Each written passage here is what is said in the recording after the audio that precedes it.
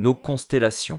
Presque personne ne les retrouve dans le ciel, et ce n'est pas pour rien.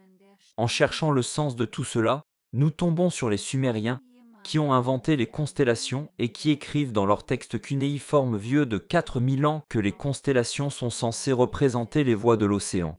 La véritable signification de ce message mystérieux a pu être décryptée. Dans une étude informatisée, le docteur Kayel Jouirt a pu analyser que les constellations ressemblent à des parcours concrets à travers les océans.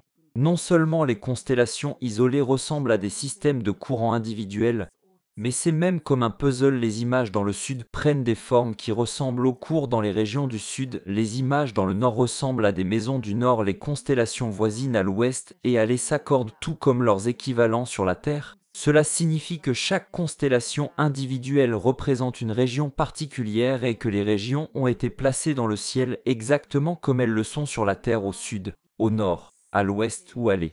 Cette nouvelle découverte représente une révolution totale dans la recherche préhistorique, car elle prouve que les Sumériens ou leurs ancêtres avaient depuis longtemps cartographié toute la Terre. La Terre était donc déjà un village global. Continuez à suivre les vidéos sur notre chaîne. Nous essaierons à l'avenir de les proposer également en français et en anglais, traduits avec DeepL, comme version gratuite. Bonjour mes amis bretons. Mon nom c'est Dr. Kai Helgwirth de l'Allemagne, de Francfort. Et je suis un scientifique d'art, artiste et géographe. Et je voudrais présenter ma méthode très brièvement. Et le plus important dans ma science est que je veux que tout le monde puisse la comprendre. Je n'aime pas le charabia scientifique que certains collèges utilisent. Souvent, cela sert à détourner l'attention du fait que l'on n'est pas sûr de soi. Mais moi, je ne suis pas incertain dans mes recherches, et c'est pourquoi je veux juste que vous puissiez voir par vous-même et juger si ce que je dis est vrai.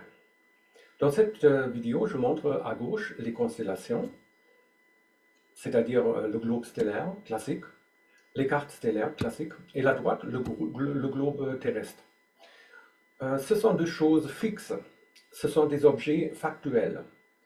Ainsi, je veux opposer objectivement l'un à l'autre. Et vous pouvez le comparer vous-même. Vous pourrez alors voir si les proportions, les changements de direction, la succession des différentes constellations correspondent vraiment et si cela ressemble vraiment ou non, hein, ce que vous voyez.